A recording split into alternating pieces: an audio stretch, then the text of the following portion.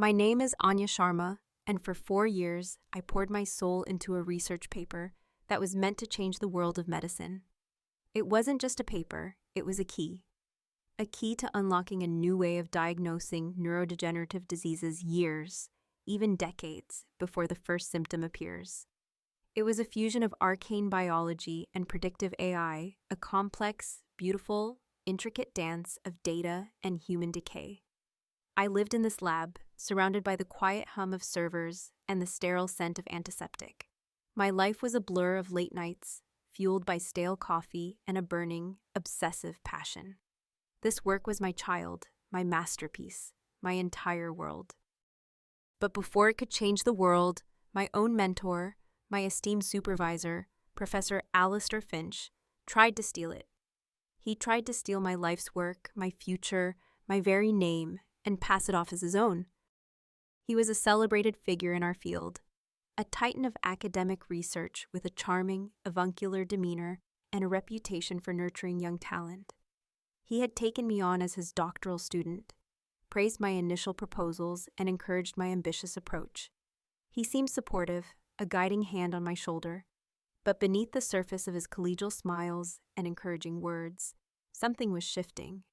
The support began to feel like surveillance. The guidance began to feel like appropriation. I remember the sheer terror and quiet fury I felt the day I realized what was happening. It wasn't a sudden, dramatic confrontation. It was a slow, creeping dread. It was in the way he started demanding daily progress reports, not as a mentor, but as a manager. It was in the way he insisted all raw data be routed through his personal server for safekeeping. It was in the way he began to subtly isolate me from other faculty members, framing my work as a sensitive, proprietary project under his sole direction. He was building a wall around me, around my research, and I was too naive, too trusting, too focused on the work itself to see that he wasn't building it to protect me. He was building it to cage me in, to claim the territory as his own. The man I had admired, the man I had trusted with my entire academic future, was not a mentor. He was a predator, and I was his prey. But he made one critical, fatal miscalculation. He assumed I was weak. He assumed I would break.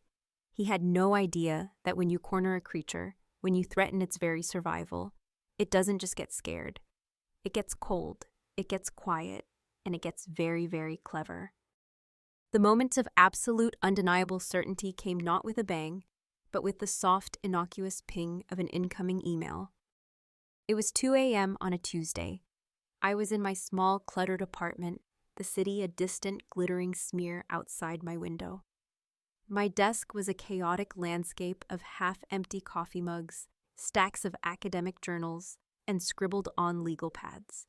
I was running a new simulation, my eyes burning from staring at lines of complex AI code, when the notification flashed in the corner of my screen.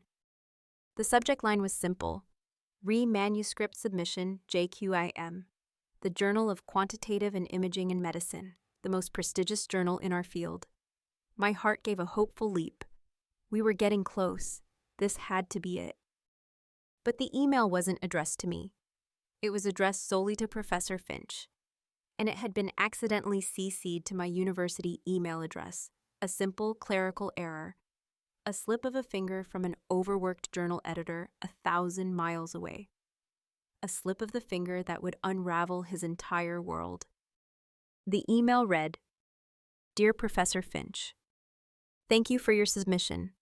We are pleased to confirm receipt of your manuscript, Predictive Biomarkers in Presymptomatic Tauopathy, an AI-driven model. The editorial board is very excited by the preliminary abstract. We will be in touch after the initial peer review process.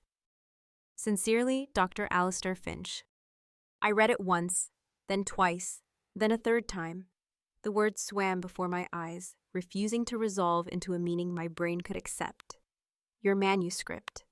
Not your and Ms. Sharma's manuscript. Not the manuscript from your lab. Your manuscript. As the sole author. My manuscript. My title. My abstract. My 4 years of sleepless nights, of failed experiments, of painstaking, soul-crushing work. my life. He had submitted it under his own name. My stomach dropped. It was a physical sensation, a sickening lurch, as if the floor had fallen away from beneath me. It was a punch to the gut that stole the air from my lungs. I felt a wave of dizziness, of cold, clammy sweat breaking out on my forehead. He had actually done it. The creeping dread of the past few months, the fear I had been pushing down, telling myself I was being paranoid, had just coalesced into a hideous, undeniable reality. He wasn't just taking credit. He was erasing me. I wanted to scream. I wanted to throw my laptop against the wall. I wanted to run to the university and hammer on his office door and demand he look me in the eye and tell me how he could do this. But then, as the initial wave of shock and white-hot rage receded, something else took its place. A strange, chilling clarity. A cold, quiet, surgical focus descended upon me. My mind, which should have been reeling in chaos, became preternaturally calm. A direct confrontation, it would be my word against his. I was a graduate student. He was Professor Alistair Finch, an endowed chair, a celebrated academic titan with a network of powerful friends and a reputation of gold. He would bury me. He would deny everything. He would claim I was a disgruntled, unstable student making wild accusations.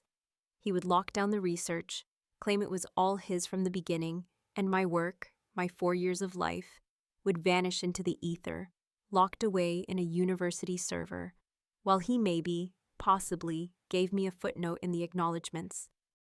No, a confrontation was a losing battle. It was the move of a victim, and I was done being a victim. I stared at the incriminating email, at the proof of his grand, audacious theft, and in that moment, I made a decision, a cold, hard, and terrible decision. I would not confront him. I would not alert the university. I would not give him the satisfaction of a fight he knew he could win. I would do nothing. I would let him publish it. I would let him claim it as his own. I would let him stand on the world stage, bathed in the spotlight of my genius. I would let his arrogance, his hubris, his unshakable belief in his own superiority become the weapon of his own destruction. He thought he was stealing my work. He had no idea he was walking into a trap, my trap. With a hand that was now perfectly steady, I took a screenshot of the email. I saved it to a secure, encrypted drive. It was the first piece of evidence in my new secret project. My project was no longer about medicine. It was about justice, a cold, patient, and meticulously planned justice. The period that followed was a silent torment. It was a masterclass in deception, a waking nightmare where I had to live and work alongside the man who had stolen my soul, and I had to smile while doing it. I had to mask my burning, visceral fury behind a facade of continued, quiet dedication. My work became a covert operation. Every single version of my research paper, from the earliest drafts to the final manuscript, was backed up.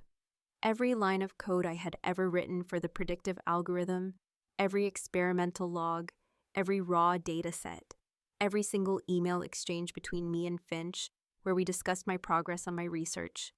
All of it was duplicated, cataloged, and saved to multiple encrypted hard drives with precise, unalterable timestamps. I was building a digital arsenal, an unassailable fortress of evidence. My digital fingerprints were everywhere, on every single byte of that research. His were nowhere. I continued to meet with him to give him progress reports. I played the part of the dutiful, slightly naive graduate student to perfection. I would listen as he talked about our work, as he used the royal we to describe breakthroughs I had made alone in the lab at 3 a.m. I would nod, and I would smile, and inside I would feel a cold, satisfying hatred crystallize in my heart. He was so arrogant, so confident in my silence, in my powerlessness.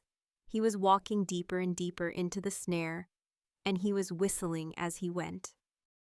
And then I laid the final, most crucial part of the trap, the masterstroke.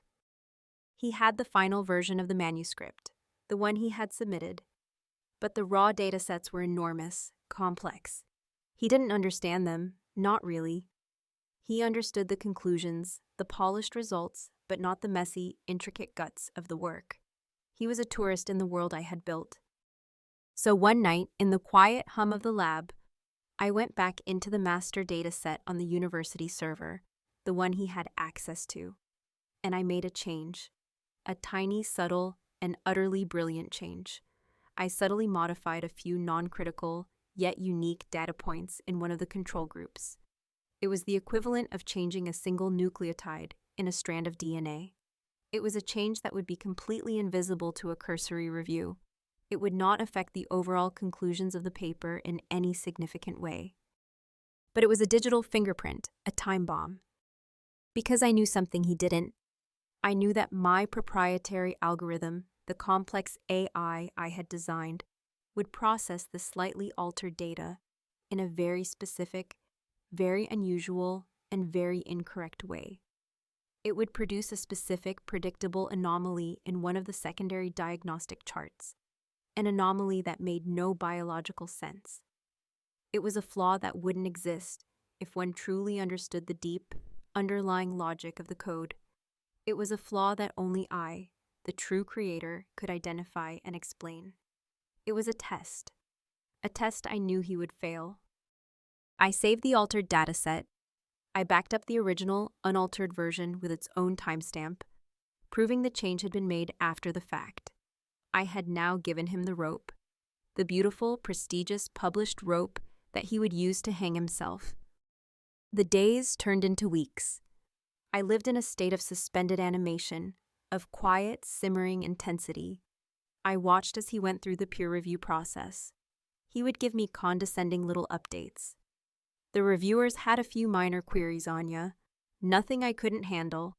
I would just nod and smile. Of course you could, Professor. It's your work, after all. The strain of the deception was immense. There were days I would have to lock myself in a bathroom stall, my hands gripping the cold metal partition just to breathe, to contain the rage that threatened to consume me. I was living a double life, and the secret was a heavy, toxic weight. I knew I couldn't carry it alone forever. I needed an ally, a witness, someone who could corroborate my story when the time came. There was only one person I could trust.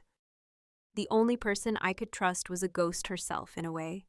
Dr. Elena Petrova. She was a legend in the biology department, a brilliant mind who had retired from active teaching a few years prior, but still kept an office on campus, a quiet sanctuary filled with books and plants. She was Professor Emeritus, a title that gave her a unique kind of power, the power of having nothing left to prove and nothing left to lose.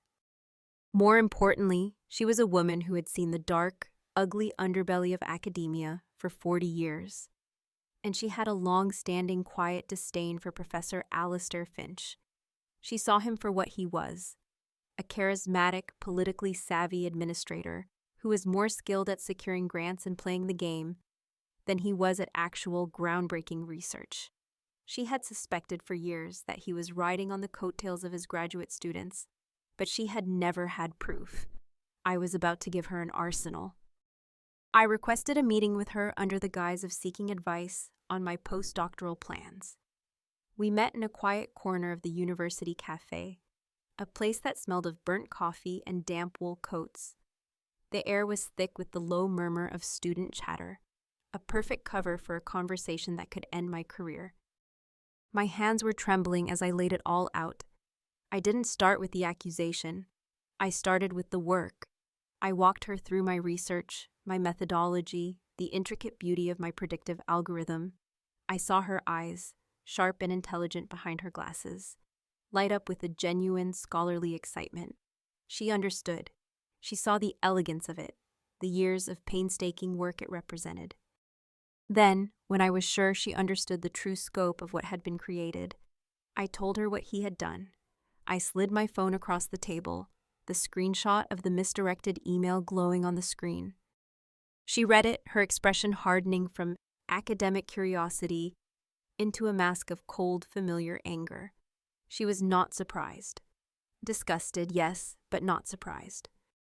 "That bastard," she whispered, her voice a low, venomous hiss. "I always knew he was a parasite. But this This is a new level of depravity.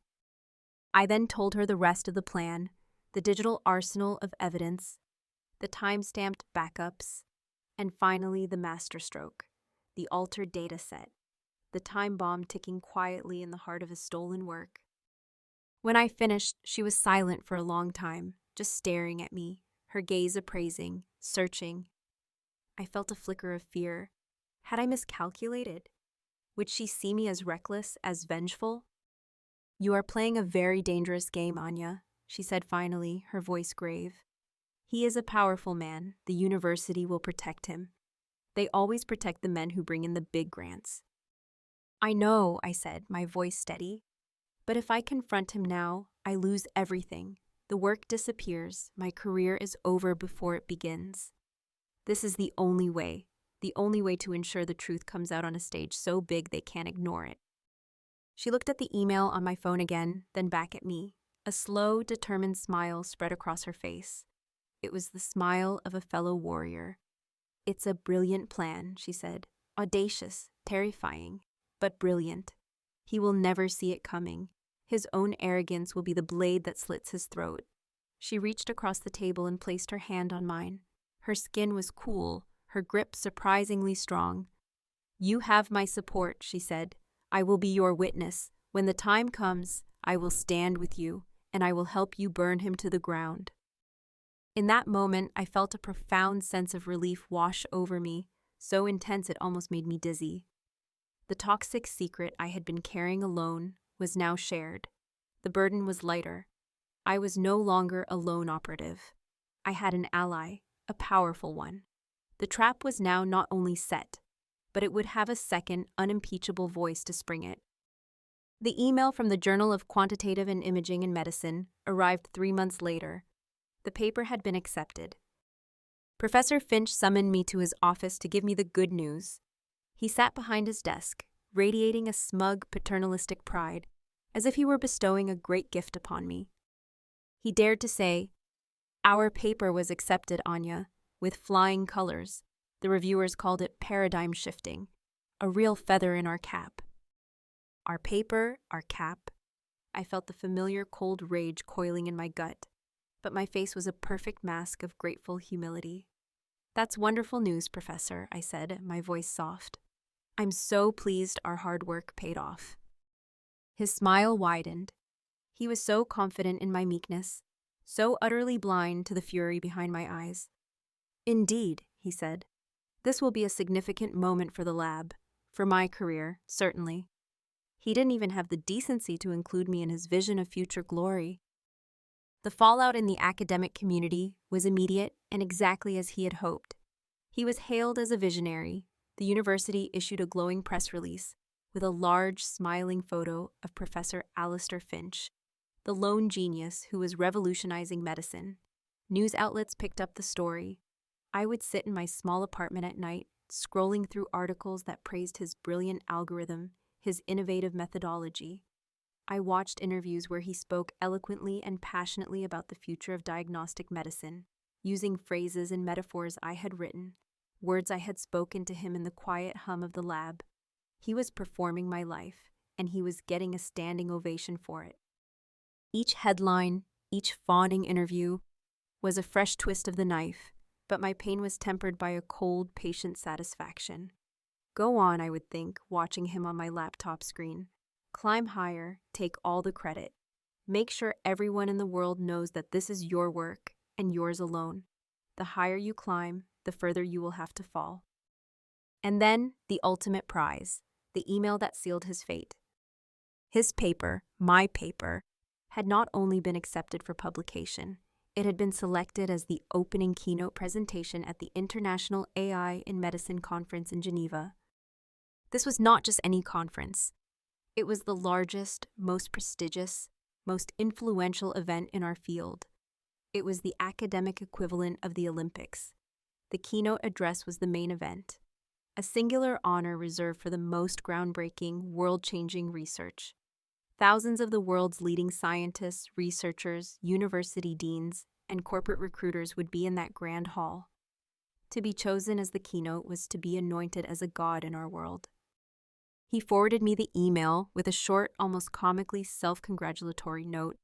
Thought you'd be pleased to see the heights our work is reaching, Anya. A proud moment for us all. I stared at the email, at the official letterhead, at the grand soaring language about his visionary contribution to the field, and a slow, knowing smirk played on my lips. It was perfect. It was more than I could have ever hoped for. He wasn't just walking into my trap anymore. He was building a grand international stage on which to execute himself. He was sending out engraved invitations to his own funeral. The weeks leading up to the conference were a study in contrasts. Professor Finch was a whirlwind of triumphant activity. He was fitted for new suits. He practiced his presentation endlessly, his voice booming with a newfound, insufferable authority. He was interviewed by science journalists, his face beaming from the university's homepage. He was at the absolute zenith of his career, a man basking in the warm, brilliant glow of a sun that was not his own. He was so consumed by his own impending glory that he barely spoke to me. When he did, it was with a kind of dismissive, paternalistic condescension. He even had the audacity to suggest that it would be a valuable learning experience for me to attend the conference. "You should come, Anya," he'd said, a magnanimous king offering a crumb to a peasant. "It's important for students to see how real, high-level academic discourse is conducted. You might learn something." "I wouldn't miss it for the world, Professor," I had replied, my voice a perfect blend of gratitude and humility. While he was preparing his victory speech, I was preparing my weapons. I finalized my dossier of evidence: the time-stamped version control logs, the email exchanges, the original, unaltered datasets. I created a short, devastatingly simple presentation that would walk any data scientist through the irrefutable proof of his theft. And at the heart of it, the time bomb. A live, interactive demonstration that would show exactly how his proprietary algorithm choked on the altered data point, a flaw that only the true creator could possibly explain. I booked my own flight to Geneva. I booked my own hotel room. I registered for the conference as a simple, anonymous graduate student. Dr. Petrova and I had one final meeting. We sat in her quiet, book-lined office, a sanctuary of integrity in a university that had allowed a predator to flourish. She reviewed my presentation, her expression grim, her eyes sharp. "It's perfect," she said, nodding slowly. "It's irrefutable. There is no ambiguity. There is no room for doubt. It is a public execution." She looked at me, her gaze softening. "Are you ready for this, Anya? When you do this, there is no going back. The fallout will be immense." "I know," I said, and my voice was steady. The fear I had lived with for months was gone, burned away by the cold, pure flame of my resolve. "He didn't just steal my paper, Dr. Petrova. He tried to erase me. He tried to steal my future. I'm not doing this for revenge anymore. It was a lie, but a necessary one. I'm doing this for every student who has ever been exploited by a person in power. I'm doing it for the integrity of the work itself." She spat, a sad, wise smile. "Whatever your reasons," she said, "you are doing the right thing. I will be in the third row, right in the center. When you stand up, I will stand with you." The day of my flight to Geneva, I felt a strange, profound sense of calm. The storm inside me had passed. The rage, the grief, the fear, it had all been channeled, focused, and forged into a single, sharp, beautiful weapon of truth. I was not a victim anymore. I was not a graduate student. I was a force of nature, a reckoning, and I was flying towards the storm of my own making. The Grand Hall was a cavern of hushed anticipation. Thousands of the world's leading scientists, the brightest minds in my field, were packed into tiered rows of seating, their faces upturned towards the enormous stage. The air crackled with a unique energy, a mixture of intellectual fervor and academic ambition. It smelled of expensive coffee, recycled air, and the faint collective scent of thousands of people in one room. This was the main event, the opening keynote of the International AI in Medicine Conference, and I was an anonymous face in the crowd, a ghost at the feast. I found my seat, not in the back, but not in the front either. I was in the 10th row, slightly off to the side, a perfect vantage point.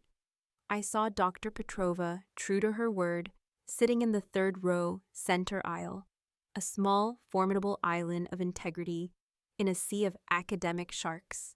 She caught my eye and gave me a slow, almost imperceptible nod. It was all the encouragement I needed. Then the lights dimmed. A hush fell over the massive hall. The conference chair walked to the podium and began the introduction, his voice booming through the state-of-the-art sound system. He spoke of a luminary, a visionary, a man whose work was poised to redefine the very landscape of diagnostic medicine.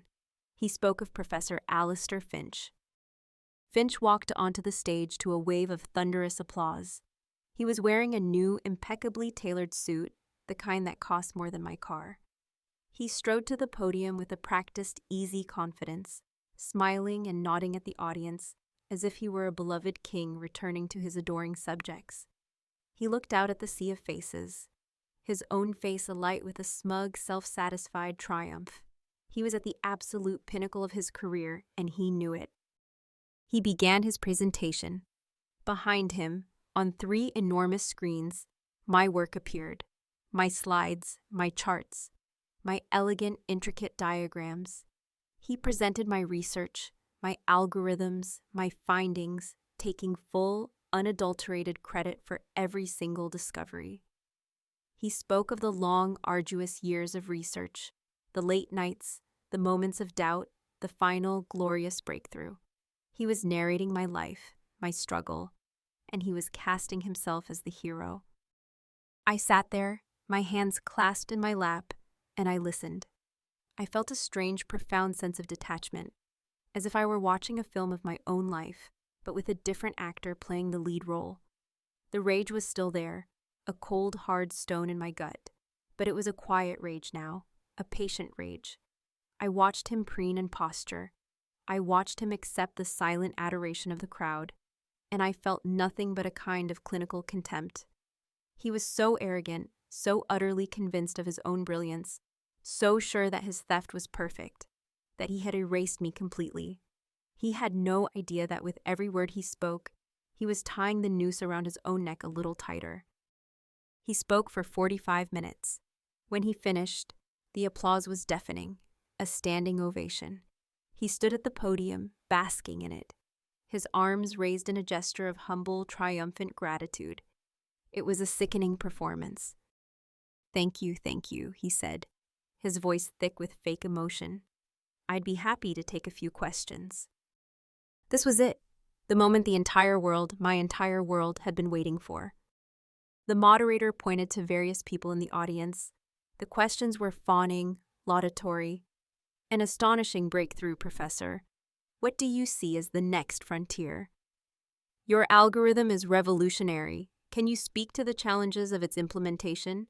Finch answered them with his usual slick, practiced ease, spouting platitudes and well-rehearsed sound bites. My heart was pounding, a frantic drum against my ribs, but my hand, when I raised it, was perfectly steady. The moderator's eyes scanned my section.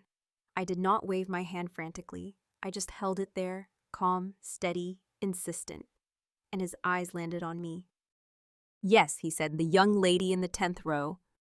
A volunteer with a wireless microphone appeared at the end of my row. I stood up and took it, my legs feeling surprisingly strong beneath me. The warmth of the spotlight hit my face. Thousands of faces turned towards me. On the stage, Professor Finch squinted, trying to place me, a faint, condescending smile on his face, assuming I was just another star-struck graduate student. My voice, when I spoke into the microphone, was calm, clear. It did not shake. It carried through the vast, silent hall with an unnerving precision. Thank you, I said. Anya Sharma, doctoral candidate from Professor Finch's own university. I saw a flicker of something in his eyes then. Not recognition, not yet. Just a flicker of annoyance. I had publicly linked myself to him. Professor Finch, I began, my tone one of polite academic inquiry. While your presentation was certainly comprehensive, I paused, letting the subtle insult land. I believe there are a few nuances in the data that only the original researcher, the person who lived with the data day in and day out, could truly illuminate. His smile tightened. The condescension in his eyes was hardening into irritation. "I'm not sure I understand the question," he said, his voice a little colder now. "It's not a question, Professor," I said, my voice still light, still respectful. "It's an observation and a demonstration if the conference chair will allow me a moment to connect my laptop to the projector." A confused murmur rippled through the audience. The moderator looked to the conference chair, who, intrigued, gave a hesitant nod. This was highly unorthodox, but the sheer calm audacity of my request had piqued his curiosity. A technician hurried over and connected my laptop. My heart was a thunder in my ears, but my hands were rock steady as I brought up my presentation. It was not a presentation of slides. It was a presentation of proof. "Allow me to demonstrate," I said, my voice now taking on a new, sharper edge of authority. My desktop appeared on the 3 giant screens behind Professor Finch's head. He turned to look, his face a mask of confusion and dawning dread. "Here," I said, my cursor moving with a calm precision, "are my original version control logs for the predictive algorithm beginning 4 years ago. As you can see, each commit is tagged with my unique university user ID and a precise, unalterable timestamp." I brought up a screen filled with lines of code, dates, and my name over and over again. Professor Finch's name, you will note, does not appear, not once. The murmuring in the hall grew louder. On the stage, Finch had gone rigid. The color was beginning to drain from his face. "Here," I continued, clicking to the next screen, "are the email exchanges between myself and Professor Finch over the past 2 years, where I update him on my progress, where he offers feedback on my findings." I highlighted a key phrase from one of his emails. "Excellent work on the algorithm, Anya. Keep me posted." "And now," I said, my voice dropping slightly, drawing the entire vast room into a state of breathless, suspenseful silence, "for the truly damning part, the part that cannot be explained away by a simple dispute over contribution credit." I brought up a live, interactive data visualization. "Professor Finch," I said, my eyes locking on his terrified face on the stage, "in the version of the raw data you submitted with the manuscript, there is a small, seemingly insignificant anomaly in the dataset for control group Delta. I'm sure you noticed it." He stared at me, his mouth slightly agape. He had no idea what I was talking about. "No," I said, a hint of mock surprise in my voice. "Well, allow me to show you. This is a subtle alteration I made to the data after I had finalized my own research, but before you submitted the paper under your name." I clicked a button. "Watch what happens when we run this specific dataset through what you have claimed is your proprietary algorithm." On the giant screens, a graph began to generate, but it was wrong. A jagged, nonsensical spike appeared where there should have been a smooth curve. It was the digital anomaly I had designed, the time bomb. "As you can see," I said, my voice ringing with a cold, triumphant clarity, "the algorithm processes this data incorrectly. It produces a result that is biologically impossible. It's a flaw that wouldn't exist if the person running the algorithm truly understood the deep, foundational logic of the code they claim to have written." I paused, letting the full weight of my accusation land. "It is, in short, the mistake of a thief, a very, very careless thief."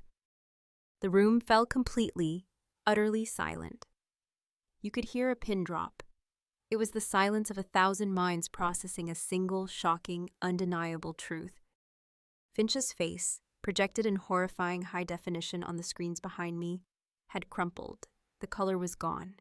His skin was a wacky grayish yellow. He opened his mouth, but only a dry, croaking sound emerged. He looked like a man who had just been shot. His attempts to stutter a denial, to say my name, to form a single coherent sentence, were drowned out by the sound that followed the silence. A low murmur in the crowd began to swell, growing louder and louder until it was a stunned, outraged roar. And then a single figure rose from the third row, Dr. Elena Petrova. Her voice, amplified by the microphone a volunteer quickly passed to her, was a clear, strong beacon in the chaos. "I can confirm the integrity of Dr. Sharma's work," she announced, her voice ringing with an authority that could not be questioned. "I have reviewed her original timestamp data and her version control logs. The work she has presented today is her own. The conclusions are her own. And the fraud that has been perpetrated here is one of the most egregious abuses of academic trust I have ever witnessed." That was it, the final nail in his coffin. Finch stared out at the crowd, at the thousands of pairs of eyes that were now looking at him, not with adoration, but with a mixture of shock, pity, and pure, unadulterated contempt. He was no longer a god. He was a pariah, a fraud, a thief, exposed on the world's biggest stage, his career, his reputation, his entire life, utterly, irrevocably, and beautifully destroyed. The roar in the hall was a living thing, a wave of collective outrage that crashed over the stage, drowning Professor Finch in its fury. He stood there, a man turned to stone, his face a horrifying mask of waxy gray disbelief. The spotlight, which had so recently been the warm glow of his triumph, was now a harsh, unforgiving glare, illuminating every bead of sweat on his brow, every twitch of the panicked muscle in his jaw. He was no longer a luminary. He was a specimen, pinned to a board for all the world to see. Security guards began to move towards the stage, their movement swift and purposeful. The conference chair, his face a mixture of fury and profound embarrassment, was speaking frantically into his phone. Dr. Petrova's words, her clear, authoritative confirmation of my claims, had been the final, fatal blow. She had turned a shocking accusation into an undeniable fact. I stood there for a moment longer, the microphone still clutched in my hand, and I watched the beautiful, glorious chaos I had unleashed. I watched as Professor Finch was discreetly but firmly escorted from the stage, his head bowed, his shoulders slumped in utter, abject defeat. He didn't look at me. He couldn't. To look at me would be to look at the face of his own ruin. As he disappeared into the wings, a pariah, a ghost, I felt a profound sense of quiet. The storm inside me, the storm of rage and grief and fear that I had carried for so long, had finally, completely passed. All that was left was a vast, clean, and strangely peaceful silence. I had not just won. I had annihilated him. I had used his own arrogance, his own stage, his own voice, to orchestrate his downfall, and it was perfect. I handed the microphone back to the stunned volunteer and walked back to my seat. People stared at me as I passed, their faces a mixture of awe, pity, and a kind of fearful respect. I was no longer an anonymous graduate student. I was the woman who had slain a giant. Dr. Petrova was waiting for me at the end of the aisle. She didn't say anything.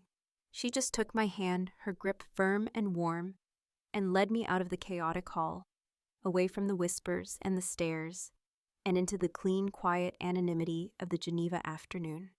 The war was over. The fallout was not just swift and decisive. It was a nuclear winter for Professor Alistair Finch. The academic world, which can be so slow and ponderous, moved with the speed of a guillotine when its reputation was on the line. The International AI in Medicine Conference issued a formal retraction and a public apology before the day was even over. The keynote address was struck from the official record, an act of historical erasure. Within days, the Journal of Quantitative and Imaging in Medicine officially retracted his paper, citing irrefutable evidence of academic fraud and plagiarism. The word fraud was now permanently attached to his name, a digital tattoo that would follow him for the rest of his life. His university, faced with a public relations nightmare of epic proportions, launched an immediate and aggressive investigation. It was a formality. My dossier of evidence, combined with Dr. Petrova's damning testimony, was an open and shut case. He was suspended, his lab was sealed, and his grants were frozen. 2 weeks later, he was officially dismissed, stripped of his tenure, his endowed chair, his entire academic identity. He was, in the end, erased. He had tried to make me a ghost, but instead, he had become one himself. I heard much later that he had moved to another country, taking on some meaningless consulting work for a third-rate pharmaceutical company, a fallen king living in quiet, bitter exile. And me? The world opened up. The story of what had happened in Geneva became a legend, a cautionary tale whispered in university hallways around the globe. I was no longer just Anya Sharma, doctoral candidate. I was Dr. Anya Sharma, the woman who had exposed the Finch fraud. My original work, with the correct, unaltered data, was fast-tracked for publication in the JQIM under my sole authorship. It was released to widespread international acclaim. The paradigm-shifting breakthrough now had the right name attached to it. The offers began to pour in. Research positions at top-tier universities, directorships of corporate R&D labs, grants, fellowships, speaking invitations. The very institutions that would have ignored my resume just months before were now clamoring for a piece of me. I had become a symbol of academic integrity, a testament to the power of a single, determined voice. But more importantly, I had reclaimed my work. I had reclaimed my future. I had reclaimed my name. The quiet satisfaction of that victory was sweeter than any award, more valuable than any grant. I had faced the monster that tried to devour my life, and I had not just defeated him. I had dissected him, piece by painful piece, in front of the entire world. I eventually accepted a tenure-track position at a prestigious university, one that gave me my own lab, my own team, and complete creative and intellectual freedom. Dr. Petrova, my guardian angel, served on my new advisory board, a constant, grounding presence of wisdom and integrity.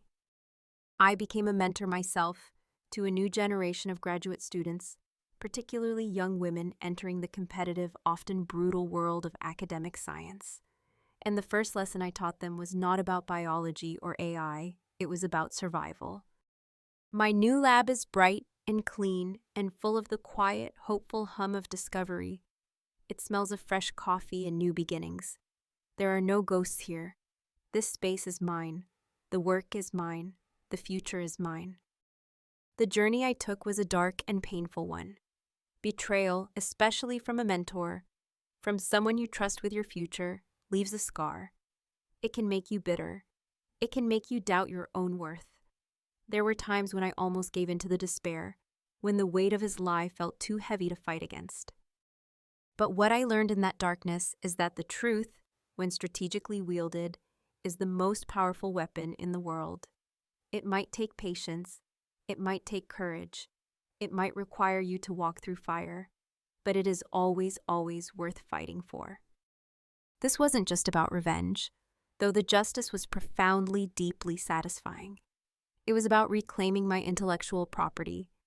It was about standing up for my own worth in a system that is too often designed to exploit the young and the powerless. It was about proving that integrity, that simple, old-fashioned honesty, still matters. So to anyone out there who is pouring their soul into their work, whether it's a research paper, a piece of art, a business plan, I have one piece of advice for you. Protect your work. Document everything. Create your own unassailable fortress of proof, and never, ever let anyone diminish your worth or steal your light. Your contribution is not obsolete. It is not a footnote. It is yours. What would you have done in my situation? I'd genuinely love to know. Let me know in the comments below. And if you believe in standing up for what's right, and in the power of truth to triumph over deceit, make sure to like this video and subscribe to this channel for more stories of justice and resilience. Thank you for listening. Thank you for letting me share my story.